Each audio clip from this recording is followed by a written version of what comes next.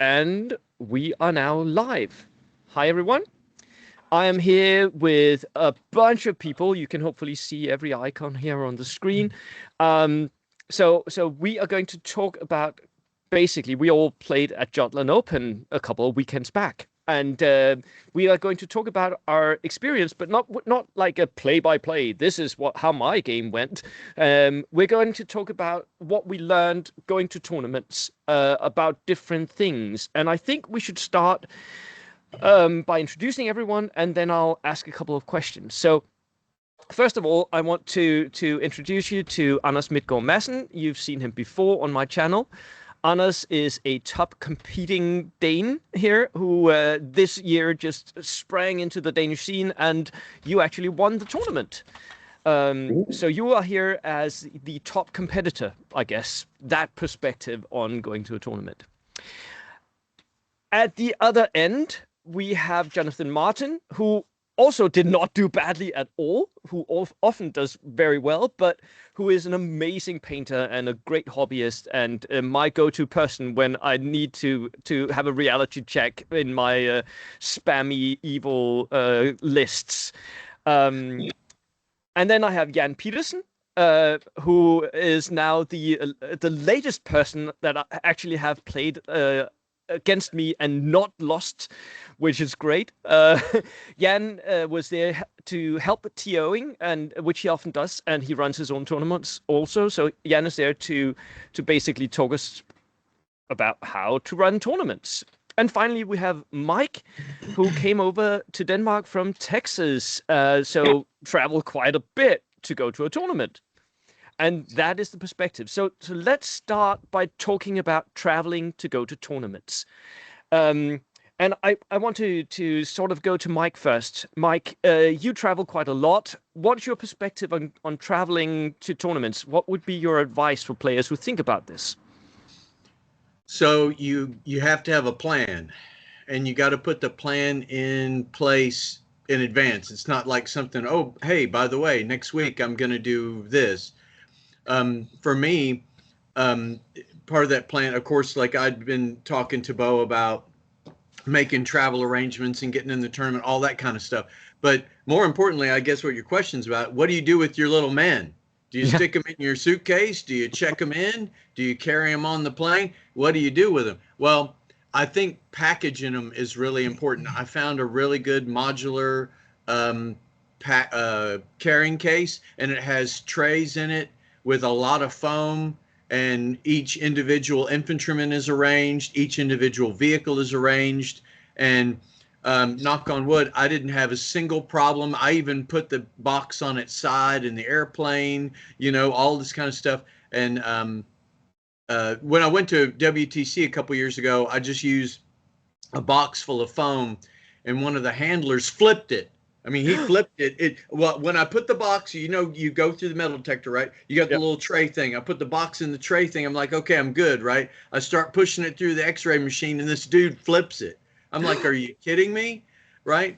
But everything was okay as long as you pack your dudes in good foam and a good box and a good carrying case and have that plan. You're going to be good. Please do not check your little men and your playing implements in with your baggage, because what if your bag gets lost? Now all of a sudden you can't play, or your men get damaged. So don't do that. Yeah, you can always go out and buy more clothes, but not your miniatures. Jan, you've also traveled quite a bit to go to tournaments abroad as well. So what would be your advice for people traveling to tournaments? Well, I always travel alone because that way it's easiest, and you don't have to rely on other people and waiting in queues and people getting their shit lost, and I always travel light. I always travel with only the clothes that I need for one bath if it's a weekend tournament, and and that's it, and then my army. So I never check in with any luggage. I only check in with hand luggage. So I travel light and I hunt orc. That's what I used to say. Yeah. Yeah. What about you, Anders? You haven't really traveled yet with bold action abroad, but you have gone to tournaments in your own country, in Denmark. What would be your advice for traveling to go to tournaments in like your immediate area? Uh, I would actually say I do the opposite of Jan, Yeah.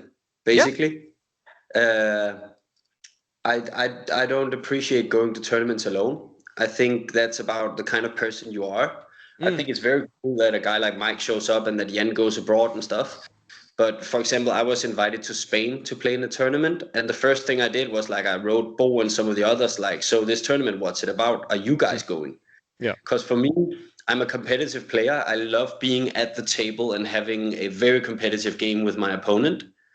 But that's only X amount of hours. There's also the traveling, the playing a board game in the evening, the car ride where you discuss music taste, all that stuff. That's 50-50 the experience for me. So I Yeah. do the opposite. I pack heavy. I bring board games and a nice bottle of rum, and I see it as a kind of a vacation with an activity, not as a tournament I need to get to. Mm. Yeah.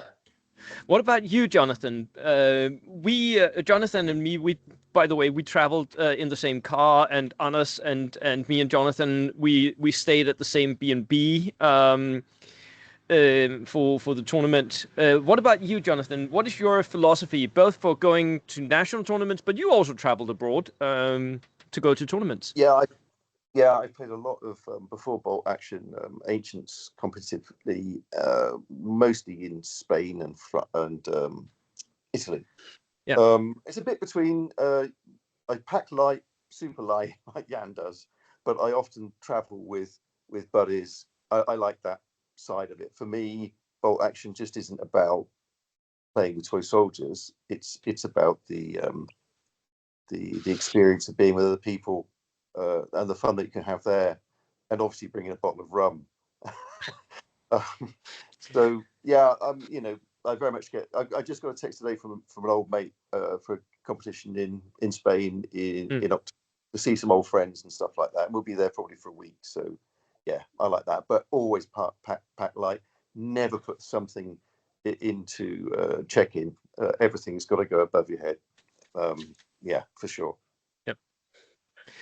I think for context, we just need to tell people a little bit about what a Danish tournament is once the games are not going on anymore. Just because I feel that potentially for some people this may come as a surprise. In Denmark, we have a concept called hygge, which is extremely important for Danes, and it is the art of doing nothing together, but quite often involving a little bit of alcohol. Jan, could you just fill us in what actually happened at the event once the final game was over on Saturday? Well, there were a couple of scores to be settled because one player brought some paper miniatures, and Andreas Ingdal and we just discussed it over Messenger. Like, dude, he can't bring origami Japanese paper tanks. That's not, you know what? And he was like, yeah, I totally agree. Why don't we just 3D print it? So we just divided the lot, and he printed some Stummel and Kenrad, and I just make those 250/4s for him. So we could just present them to him, because I must say, if I were to play him and he would bring paper toys to the table, I would physically crush it if I destroyed it with a dice roll. Yeah, simply like that. And as a thanks, he asked what kind of payment I wanted for it. So basically, I didn't want anything for it. So I just said, you could just bring me a beer and a sidecar. And for those who doesn't know what a sidecar is, that's a little spirits beside the beer to go with the beer. And the guy, he just went over the top. He brought two kinds of beers. a lighter version and a heavier version, and then he brought port, and that was my, that was the ticket to my heart. So I was like, yeah, I'll take the heavy beer and let's do the port. And Mike, you got the light beer, yeah. So yeah, so that was yeah, and basically all the players just get together around the table, tell war stories, tell how their games were, fun moments, just sharing life while having a drink, of course. Yeah. Yeah. So it was just cozy. Yeah. Yep. And I guess at this point it would be nice to hear Mike's perspective on that, because you are sort of the outsider. The rest of us are used to what happens at Danish tournaments. What were you like? Were you surprised by how people? Yeah, I know you said that. That's why I'm asking. So tell us about it. How are we strange? Well, I mean, it was really cool, right? It was like the games ended like 9:15 or something like that, and everybody was kind of milling around. And I was like, okay, well, I guess I'm going to set my miniatures off to the side and go home or something like that. Everybody started congregating around the U-boat table. And I was like, okay. And all of a sudden they're passing beers out. I'm like, all right, because, I like beer, right? And it was just something. It was funny to me. The tournament ended and the party started. I've never been to a tournament where, all of a sudden, the tournament's over. Time to have a party. I was like, okay, Yep. It needs to happen more often in more places. Let me tell you. Yep. It does. And even for us who went home, I mean, me and Anders, we were potentially going to the top table. So I was like, yep, I'm out of it. See ya. We went home, and what happened, Jonathan? Well, there was limoncello. There was limoncello, and there was rum, and there was bourbon. I think there might have been something else as well. Yeah. So, and I think that's a really. I mean, it's not just about booze, of course, but it's just a really important part of what we do is socializing. Yeah. I mean, this is what I think is almost the most important part of it. Otherwise, it'd be very dull. Yep.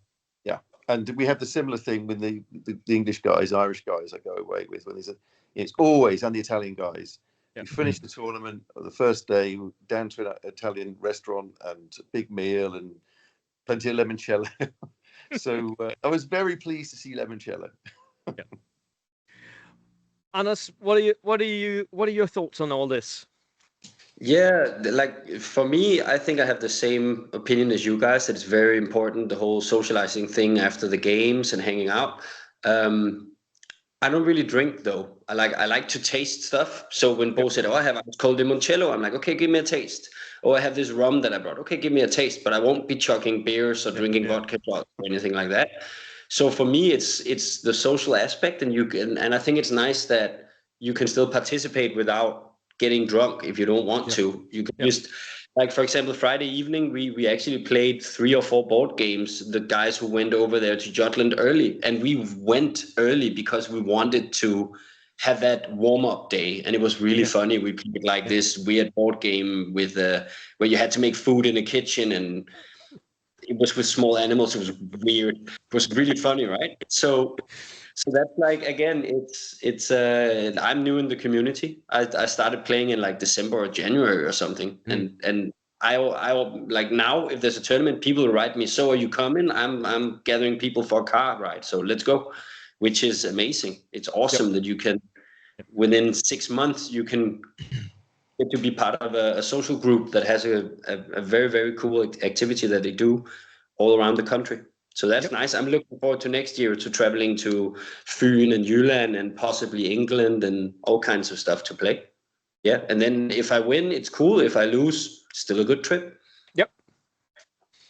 Right.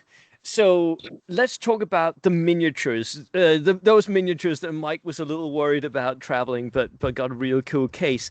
And let's specifically talk about painting, like, because Jan, you've painted how many armies this year? Armies. Wait. Well, I've been upgrading a lot of my armies for version 3. Yes. But I've painted a German Panzer Grenadier army, and I uppainted my Italians, I uppainted my Finns, and I just painted American armored infantry army, and what else? Plus all the other stuff. Plus all the other stuff. Yeah. So Right basically, now, you've done 4 armies in a year, right? Yeah. So you quite often you'll paint an army, and what's your thoughts about painting an army to go to a tournament? Is it 3 colors and a wash, or what are your thoughts here? No. Well, back in the day, I was, using all the old techniques, but now I've gotten a pretty decent airbrush, and I just spray them black and just give them a Cintiq highlight with whites, and then I just use speed paints. I mix all my colors to get the right tone. So, and I write everything down. So if I want to make more armies, I could just get the same color, so they won't vary. Yeah. So I have quite a lot of palettes for different armies, which I could just take out and just do another painting, and you won't see the difference because one could be painted a year ago and one could just be painted and you wouldn't see the difference. Yeah. So yeah, and I was told I could never win any painting competitions with speed paints, but well, I just won 2. So yeah. So that can happen. It can be done. Yeah. Jonathan, you won painting competitions. What is your advice going into a tournament for painting your army for a tournament? Well, I'm a painter and modeler that became a gamer, not the other way around. So, and I've been doing it ever since I was a child. So maybe I still have a child. Just a grown child. Yes, just a grown child. I always like to paint something new for a tournament. Not necessarily the entire army, because I've got quite a big German army. But I like to sort of pick a couple of new units or a couple of new vehicles or whatever it might be. They may not be the most competitive, but what's really important is they look good. So I think people should. For me, it's not all about. Of course, I don't want to go to a tournament and lose, but for me, it's really important to produce something that I think looks really good. Maybe has some stuff that somebody else hasn't taken just because it looks cool. I just like that sort of stuff. And as for advice on painting, I've got completely different style. Tian does the speed painting stuff and the stuff. I don't know what that is at all. I'm very old school with 3 color highlights on a black base and the infantry, and then I never keep a record ever of the paint I use. So my German field grey is 50 shades of grey, and as is my Dunkelgreb. That always a different colour. So yeah, and I love using my airbrush and stuff like that. And I just love building the models. I mean, I know for some gamers that's not part of the hobby they enjoy, but I'm in Greece on holiday with my girlfriend. I've got a little box of toy soldiers with me, with some paints. Okay? Yeah. So there's going to be some work done whilst I'm away in Greece. Brilliant. It's very relaxing painting, isn't it? So well, I was just going to mention. I think maybe all you guys agree. I don't know, but I find the building, the modelling, the painting is the escapism. It takes your mind off. So if you've got stress in your life, I think it's an escape from that, at least for a little. And that goes the same for gaming, actually, because you go away for a weekend, and that's the week where you hardly look at your phone. You don't think of anything else. You just concentrate, and it takes you away. And I think that's really good sort of mindfulness type of exercise. I mean, that's not the reason we ever get into it in the first place, but that's kind of where we ended up. So. What about you, Anders? Because I know you have actually bought wholly painted armies. So you're not a painter first, you're a player first, and then potentially maybe at some point you'll, I don't know, pick up a pen. Yeah. So I'm totally a gamer first. I want to play the game. I want to make it look great on the table, and I have acknowledged that I have a little bit of concentration issues when it comes to painting. I can watch an episode of Band of Brothers and paint for an hour or two, but that's it. Then my body starts going like, hey, we should go for a run or do something or play a high intensity game or whatever. Do like, you know. So for me, it's about respecting my opponent. So I want to buy armies that look good on the table because I don't want to be that gray plastic guy.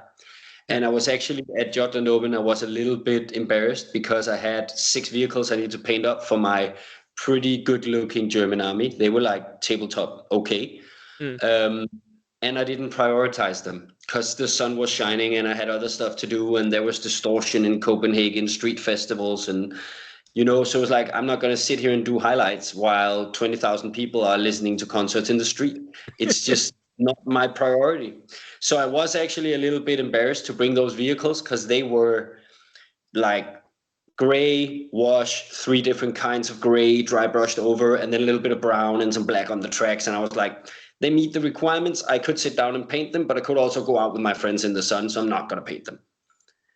And I think that's a choice you have to make as a hobbyist. Like, what kind of a painter do you want to be? Because I am actually painting an army up where I sought advice from you, Bo, for example, and you said that army is really pretty actually. You're not going to win best painted, but you might win best themed because it actually looks awesome. And it has an amazing idea for a theme. But I'm basically painting like a Dutch resistance with British paratrooper as the veterans, and then it's like village idyllic. So I have small animals and tulips all over the place on the bases. But I've painted maybe 5 or 6 guys in 3 months because it's not a priority. I will sit down once in a while and paint a dude, paint 2 dudes, and that's it. But eventually I'll be done. And in the meantime, a lot of great hobbyists will sell you their army for, it's a lot of money to buy a well-painted army. But if you take into account the amount of hours you can then use on doing other stuff, I think it's cheap to buy a way out of the 200, 300 painting hours. What about you, Mike? Are you a painter or a player first? You know, listening to you guys, I'm kind of thinking I'm right in between Jonathan, excuse me, and Jan. I'm like half and half. I mean, I'm a gamer and I want to play, but I do want to make sure that my stuff is painted. I mean, okay. I'm not going to win any painting awards, but my stuff does look good, you know, or tabletop. I guess I'm like Jan too. He mentioned priming it black and dry brushing things white. Well, that's how I've always painted my stuff. So I prime it black, dry brush it white, and then I don't use speed paint, but I use thinned out kind of paint, and I just kind of paint by numbers and make sure I've got everything painted I want, and then I ink it, kind of like what you're talking about. Put decals on it, of course, make sure it's kind of personalized. But so I guess I'm kind of halfway. My only add-on to people at home is always just, you know, give it a little bit of varnish at the end just to keep all your decals on or whatever. Because I forgot to do that with one of my vehicles, and I came home with 0 decals. So varnish is important. Right. Let's talk about list building then. What do you even bring to a tournament? What would be your guys' advice? Because you brought very different stuff to Jutland Open, didn't you? All of you guys. I think I want to start this one with Jonathan. Oof. I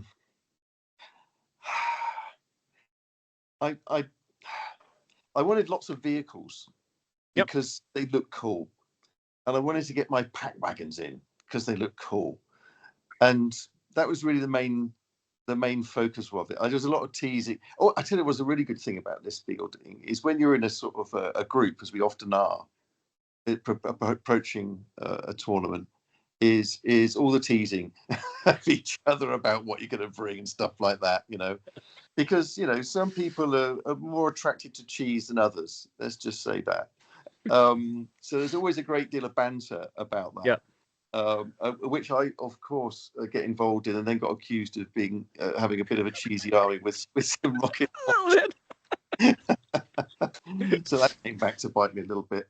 But list building, yeah, I try to be competitive, but I will always prioritize the look of the army. I'll sacrifice the most competitive choice usually, and in the spirit of doing something historically accurate. I didn't feel entirely comfortable taking Gebirgsjägers with my list because I didn't really think it fitted. So I put that down to be the poor influence of Bo like that with their army builds. But so maybe I should go back to just pure historical list building. But if that's your thing, that's what you should really do. And I know that that's what you did, Jan, didn't you? In this, you went pure historical build, and I really like it. And I think also that was you as well, wasn't it, Mike? I'm not sure. Yep. So I'll take a historical approach, but I do sometimes get influenced by sort of more cheesier elements of the game. Right. Let's go to Mike with that. What is your approach to list building, Mike? Is it also theme and historical accuracy first? Again, kind of half and half, right? Because I do want to play the game and I do want to be competitive, but you want it to be, or I would like it to be, somewhat historically themed. So the latest, or the my version 3 army, the purpose built for version 3 was this American list. It's not super great, but it is historically, it's based on the 3rd Cavalry. And in December of 41, they were still doing horse shows. It was January 42, they started getting, after the war started, that they were mobilized into half-tracks and Stuarts. So my army's inexperienced Stuarts and inexperienced half-tracks, because that's where the 3rd Cavalry would be. So it is historically based, but also, I mean, it's a lot of vehicles to deal with, and they're a threat. So yep. What about you, Anders? What would be your advice for people going to tournaments about list building? Yeah, I think the historical part is cool. It's fun. I'm a history geek, just like probably everyone watching this channel, or a lot of them. But I don't care. I do not care. It's a game. Yeah. And when I play a game, I want to win. So I'm going to pick whatever I think is best, but I'm going to make it interesting. So I don't go on some online forum and go, oh, the Germans just won the World Cup with these things, so I'm just going to run that list. Or, okay, you can bring multi-rocket launchers. I'm going to bring 4 of those, or artillery, whatever. I'm going to instead look at the long term of my own gameplay, and I'm going to say, okay, each tournament I go to is either a competitive tournament that I want to win, or it's a fun tournament. If it's a fun tournament, I'll bring whatever I think is funny for my opponent and me to play. So I'm going to a tournament, for example, in September. I'm bringing Italian inexperienced hordes and no armor, only recce soft-skin vehicles, and I'm going to be all over the place, and it's going to be great. Yeah. But I'm not going to win. But if I go to a competitive game, I'm going to say, okay, I want to win this, but I also want to evolve while I'm winning. So I was expecting loads of vehicles. So, for example, I brought RSOs that I haven't played before. I even switched nations to Germans from the British to learn more, to get better at playing different armies. And then every time I go to a tournament, I choose a new rule or new facet of the game that I want to improve. So this time it was fieldcraft. So I brought an army that was based around 2 big units of Gebirgsjägers with double Faust.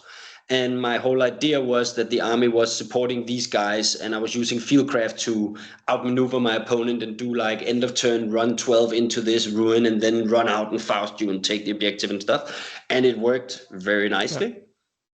And I think that's how you keep it interesting for yourself. That's how you keep evolving as a player, and that's how you keep the games interesting. A good example of the opposite is Christian Lyngvall, that I've played now 5 times in 3 tournaments, and he's come close to beat me quite a few times. And he plays basically the same army, and he switches out a unit or 2 every time. And you can see that in his gameplay. He's very, very good with his units, even though they might not be optimized, but he's very good with them. That's exactly what they do. And so our games are a great example of the 2 different ways of approaching it. Because he makes no mistakes because he knows his army and he knows exactly what the plan is. I make some mistakes, but I also do the weird stuff and outflank with whatever and surprise him and stuff like that. So that's kind of, do you want a stressful, very fun game where you learn, or do you want to get better at what you know so you become a stable player that maybe has a higher chance of performing pretty well every time instead of performing very well and then sometimes falling through? What about you, Jan? What is your philosophy of building a list going to a tournament? Well, all my lists are, or basically all my lists are based on anti-meta. So I always keep an eye out for what is the meta, and it seems like that that the version 3 of bolt action is very, very heavy armored. Yeah. So I just if you want to have fun and you want to win some games, you have to find the opposite and just pull in the other direction.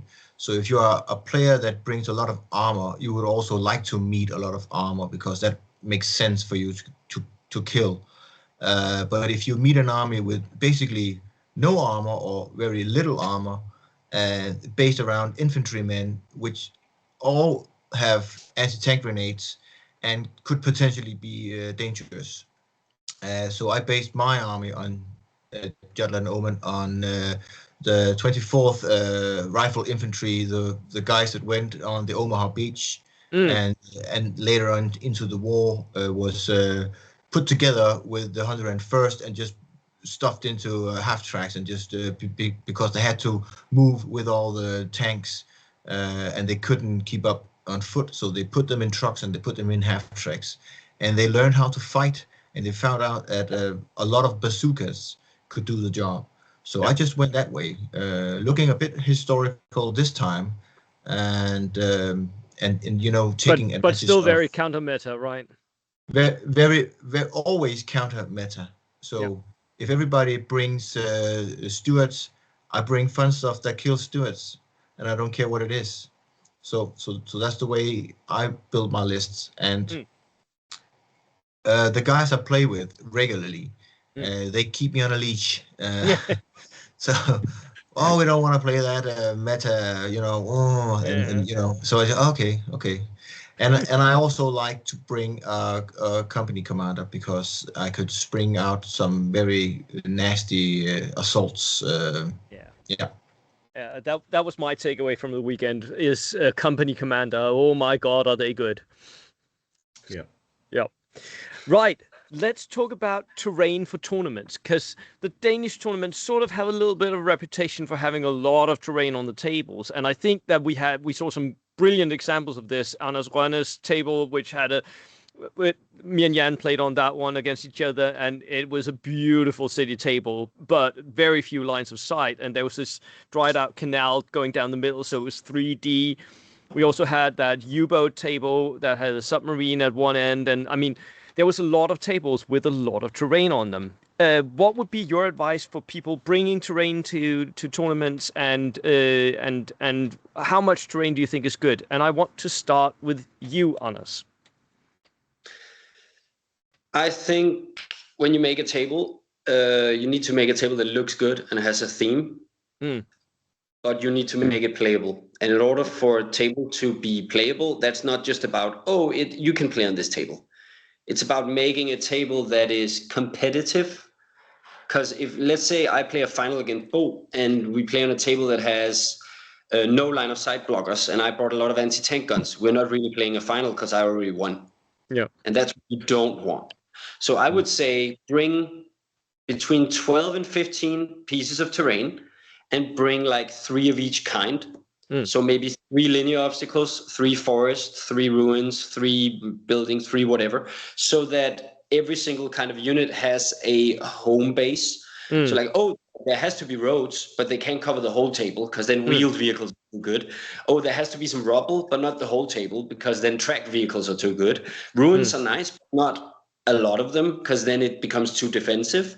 Yeah. So I think it's all about actually maybe making a list and saying, okay, I need to have 2 or 3 of each different kind of terrain in order for the game to be competitively relevant. And that is number 1.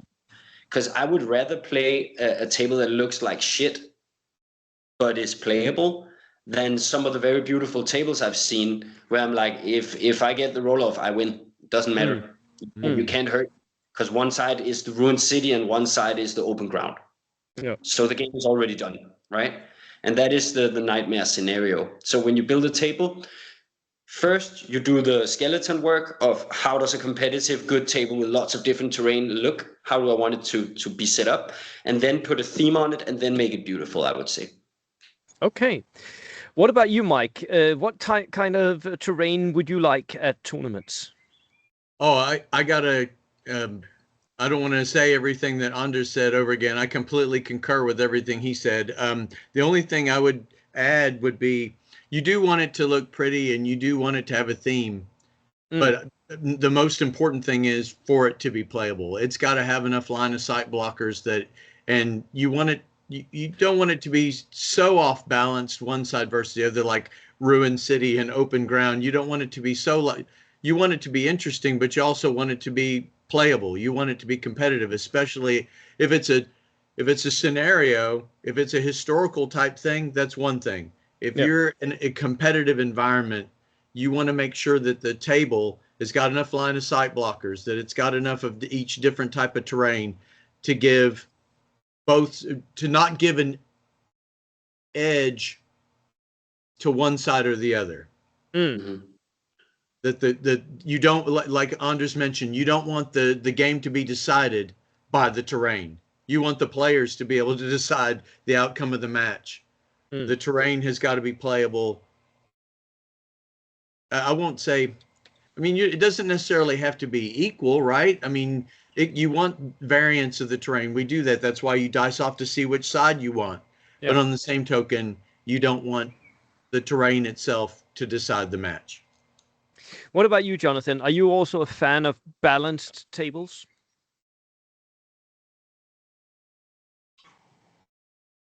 I think we're all saying the same thing, really, aren't we? It's about balance. And maybe what I do really like about bolt action is in other game systems, and I don't know about the rest of you, I've noticed that there's not so much focus on the table and terrain.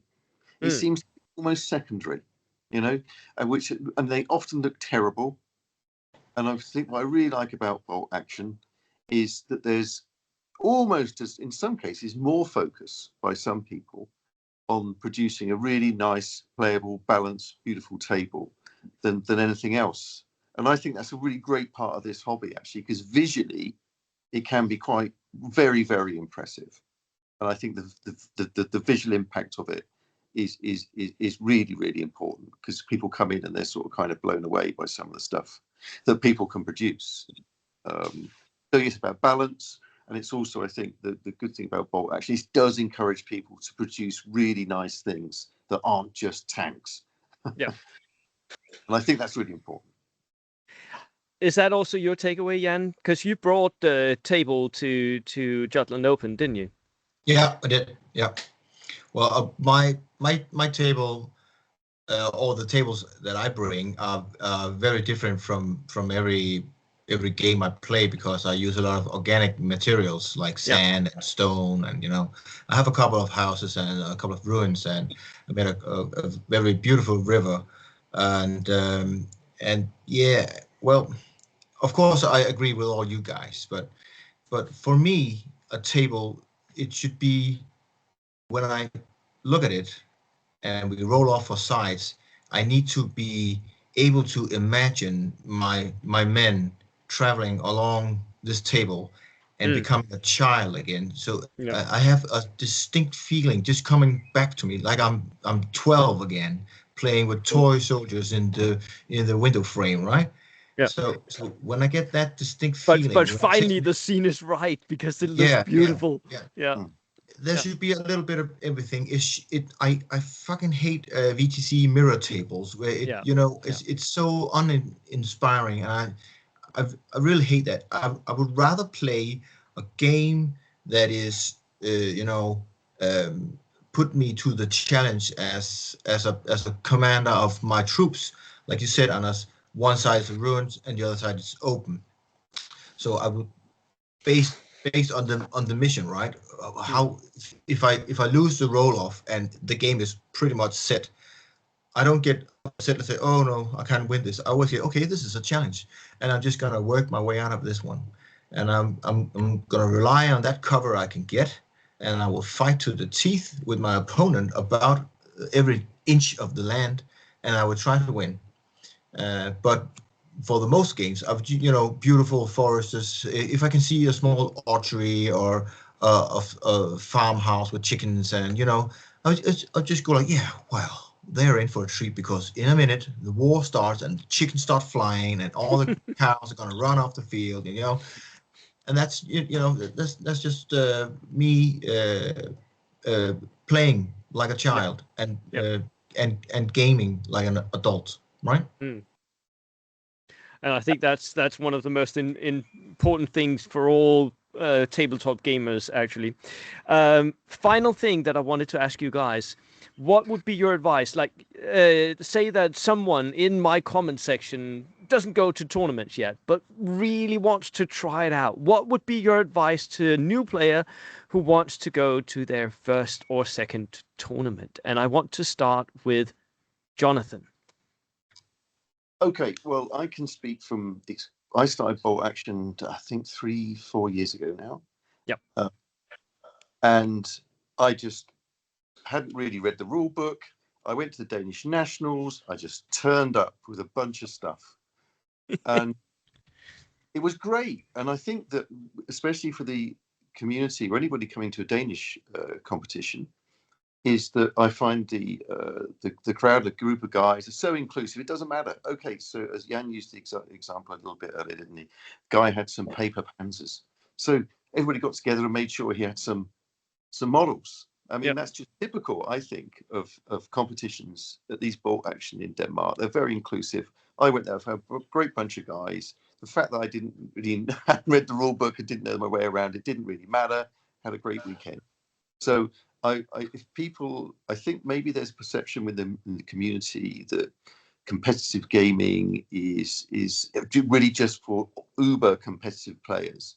Well, of course there are, but they're inclusive, and every sort of level that you want to be, you can be some painting dude like me, or you can be uber competitive like yourself, Bo and Anna's, or somewhere in between. It doesn't matter. You'll have a great time. So I would just say, just go for it. Don't worry about that.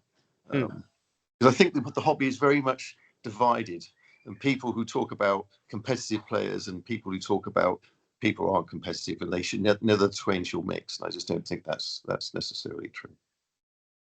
What about you, Jan? Yeah. Well, yeah. New players, come along. Let's have fun. Yep.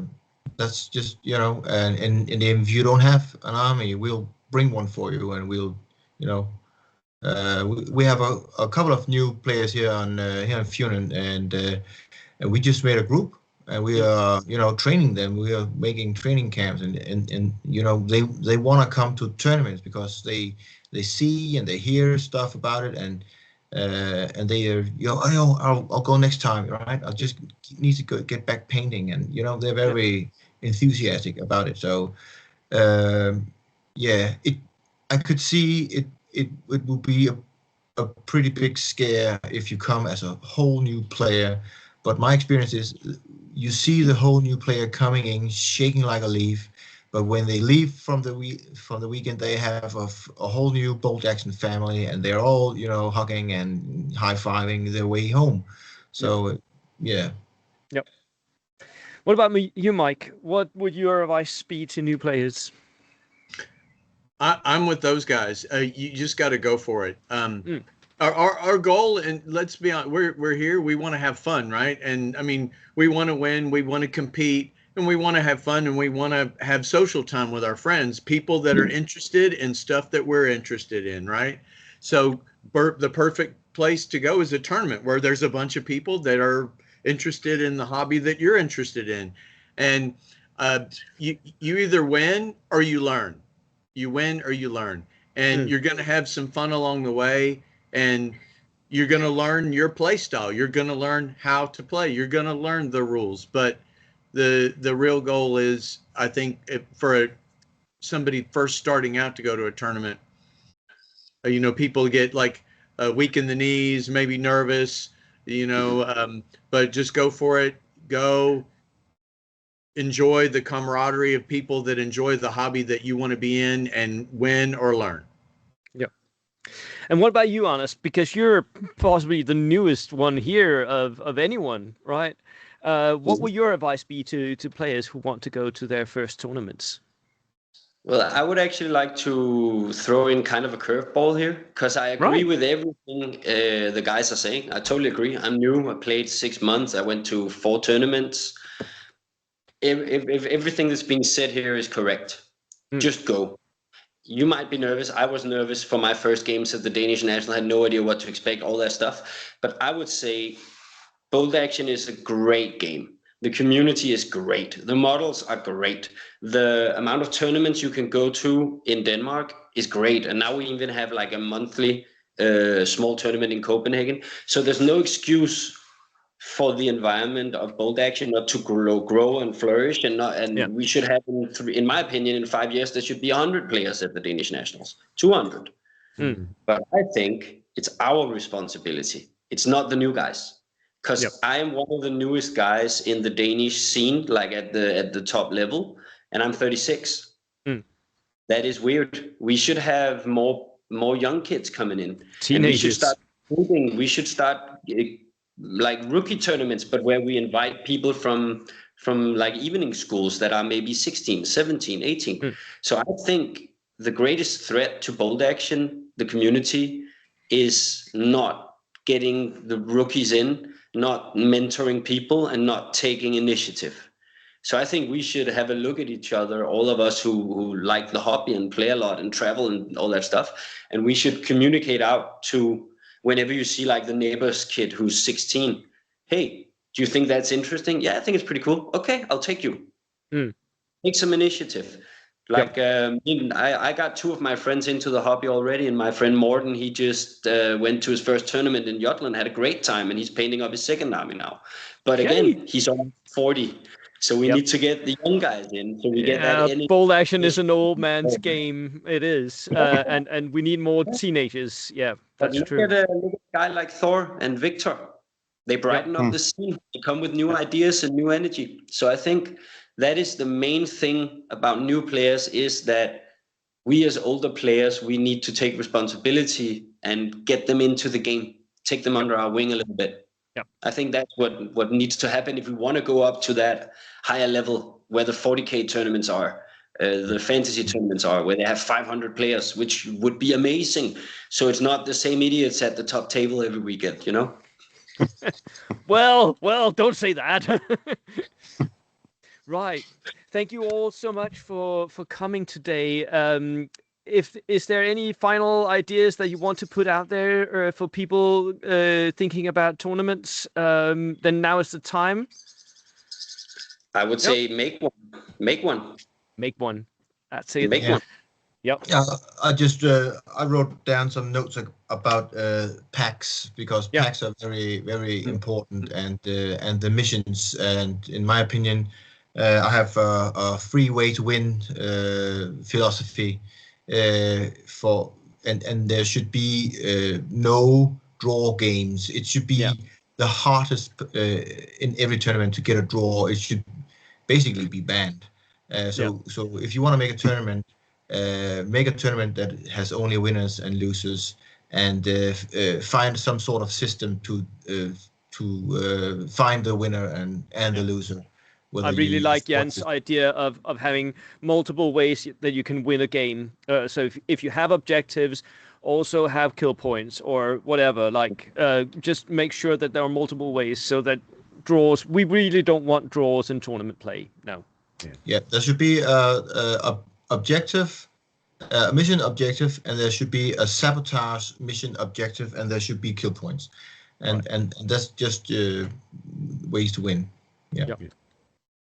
Thank you so much for tuning in, guys, and for giving us your perspectives on going to tournaments. That was it from us today. We will talk to you another time. That's it. Okay.